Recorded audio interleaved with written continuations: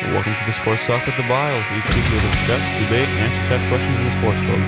During this week's show, we are going to preview the Super Bowl and take a look into the college basketball world. Austin, what was your overall thoughts on this past week in sports? First of all, it was Butler. My Dogs got a win this week versus Creighton. I was very happy about that. You know, the last several years have been very not good for the Bulldogs. So being able to be in contention this year and possibility of making the tournament is very good for my sake, I guess I'd say. And then I'd say for Auburn as well. They picked up the first quad one win this weekend. That was, a big thing that a lot of the resume did not have was a quad one win. I mean, they had decent wins over teams, but no quad one win, which you need that for the tournament. And then in Indiana basketball, being the last thing. Jeez, They have fallen off a cliff, and the panic button's being pressed, as everybody knows right now. Yeah, well, you had a good week of college basketball with your picks last week going 4-0, as I went 2-2. So we'll make more picks this week. I will try to catch you in that department. Going over some of the games from the past weekend now.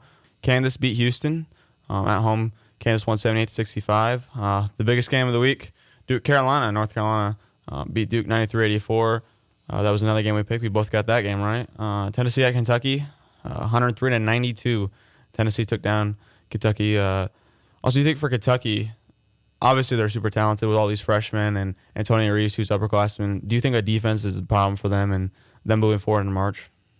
I 100% think the defense is a problem. I mean, every week, the reason they've been losing is the points they're letting up. I mean, they're scoring 90 points a game the last several games, and they've been letting up 95 to 100 points. So I definitely think Kentucky is struggling because of their defense. I also think Kentucky, they're gonna need to step it up around here because I don't think they're a net and their system and their quality on wins and all that are that high. I think just because of their name, it's kind of like North Carolina.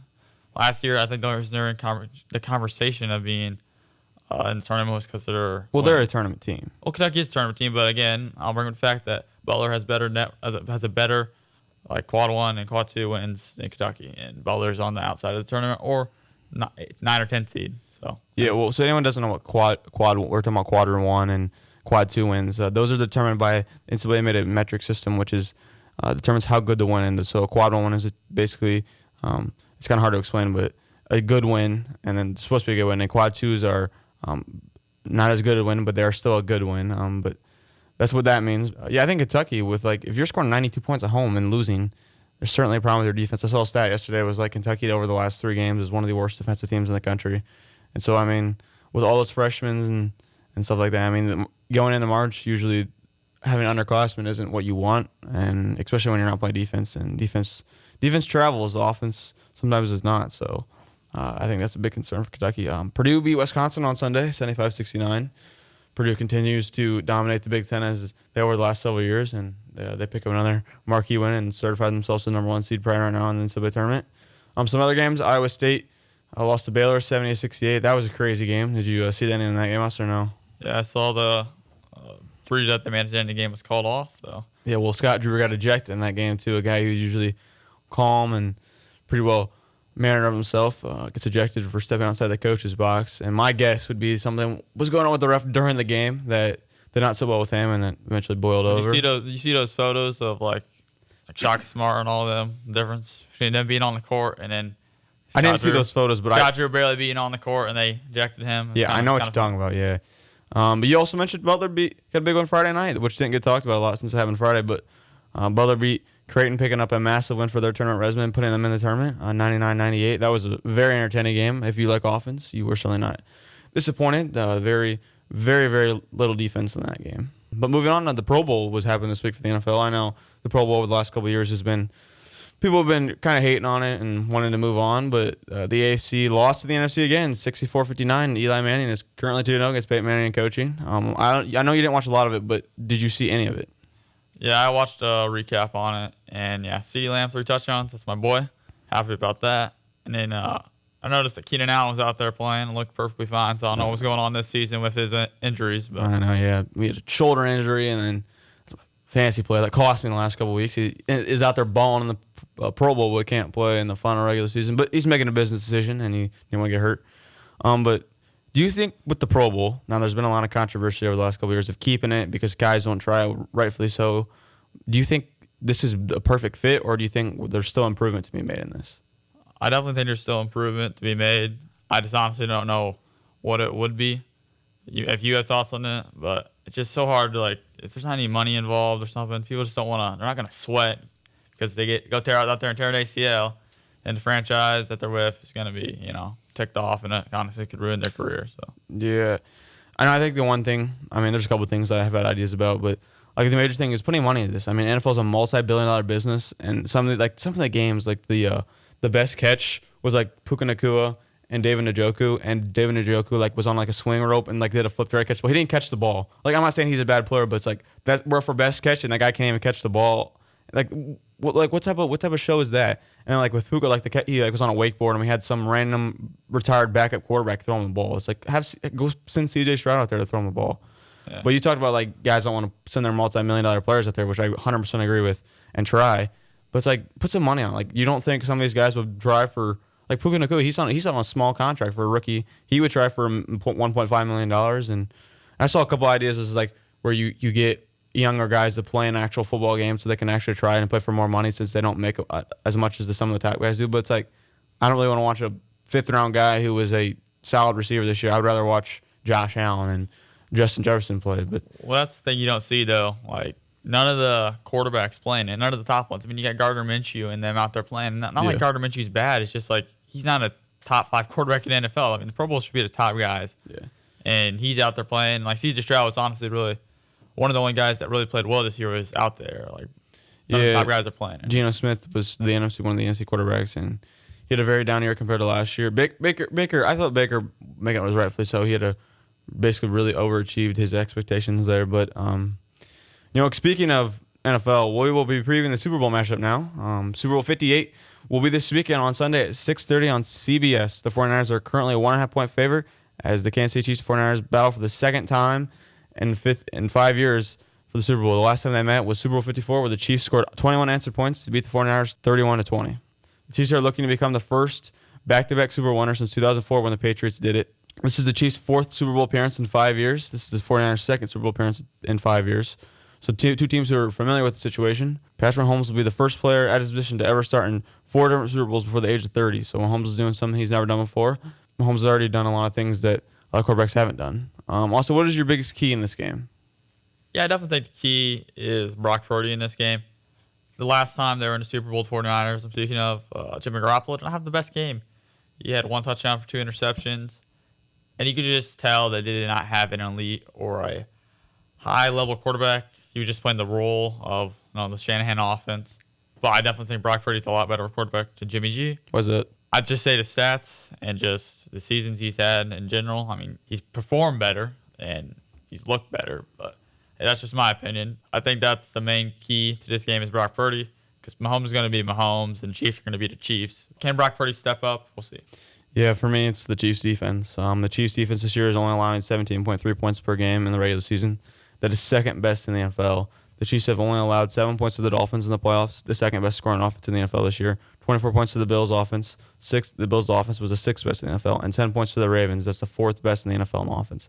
Those are the fewest amount of points the Dolphins and Ravens had scored this season that the Chiefs held them to. And the 49ers, 5 losses this year. We're only going to count 4 since the last game of the season they didn't play their guys. And their 4 losses that we're counting, they averaged 17.5 points a game. In the 14 games that they won between the regular season and playoffs, they're averaging 32.7 points per game. So I think in this one, with the Chiefs, this is the best defense Mahomes has ever had. I feel like a lot of times, we talked about this earlier in our show this year, is like, with Mahomes is like, he's never had a defense this good, and their offense is this is the worst it's probably ever been this year, and they're still in the Super Bowl. So I think with the Chiefs, the defense is a massive part, and I think in this game, teams who have had success against the 49ers have held them to low scoring, and I think that's something the Chiefs are going to have to do in this game, and I think they can do. I mean, we'll see how that turns out. Austin, who do you think's winning this game? First of all, I just want to say that I think this game could go either way.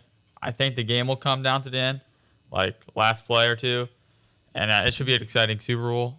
The reason why behind my predictions mostly is because I think the Chiefs' defense is stronger. You hinted on the fact that the defense would be a key factor in this game, and I agree. I agree with that. The 49ers defense has been very inconsistent this year, so I would like to believe that Mahomes will take over at the end of the game just due to the pure fact that it's Mahomes. So I'm going to go with the Chiefs And my final score of this will be 28-24. Talk about Mahomes being Mahomes at the end of the game. In the last Super Bowl, the Chiefs scored 21 unanswered points in the final quarter. The 49ers were winning that game 20-10 with like 8 minutes left in the game, and Mahomes scored, and the Chiefs scored 21 unanswered points to win that game. So I think Mahomes being Mahomes at the end of the game is something that the 49ers certainly don't want to have see the ball in Mahomes' hand, because I think he will win it. For my prediction, I think Austin said it best, is like this game could go either way, and I'm going to go with the Chiefs. I mean, no disagreement here with Austin with picking the Chiefs, because he mentioned Mahomes is Mahomes, but the defense this year is just so much better for the Chiefs. I think in the past when Mahomes had to do everything, and this year that he doesn't have to do everything. The defense can get stops, and the defense can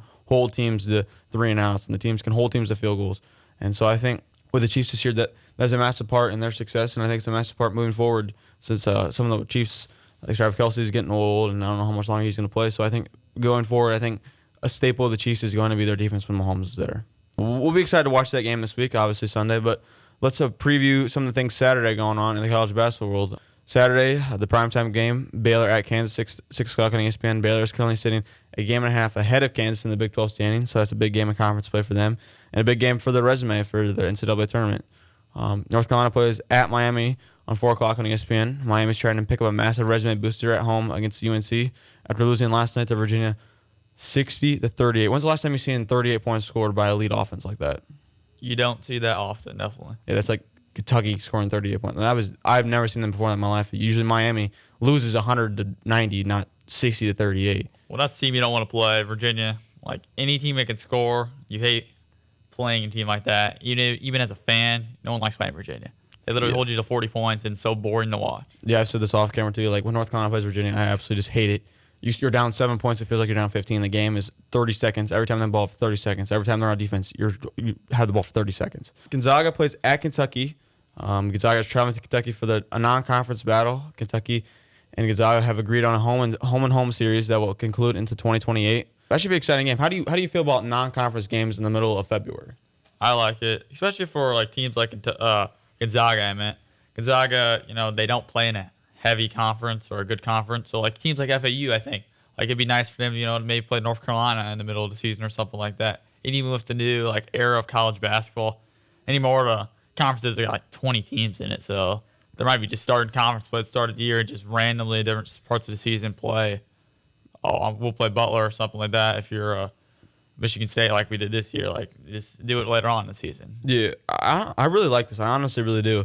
Because I feel like these non-conference games that are held in such high regard for the NCAA tournament resumes, and we play these games in November and December and stuff like that. It's like, I understand that conference play is the most important thing to a lot of teams, but like picking up like Gonzaga, they're trying to battle in the tournament. They're not in the tournament right now. A win at Kentucky would put them back in the tournament, and so these games are massive for some of these teams. And I think it's like even if it wasn't Gonzaga and Kentucky battling for like Gonzaga battling for a tournament spot, like this could be battling for a 1 or 2 seed. Like I really like this, and I understand why teams don't do it, but I also love that teams are willing to do it. Yeah, I'll say like it'd get rid of the narrative that you beat us in November. It doesn't matter as much. Like if you beat someone in February, more close to the tournament, which means a bigger win and just better for fans not to make that excuse that you beat us when we weren't playing good in November or we have a young team or something like that. Yeah, the best thing I can think of is when teams play those like SEC, ACC challenge now, the Big East and Big Ten challenge. Is like why not play these games in February? Like I understand why they don't, but like how big would it be for some of these teams to get a win like that now?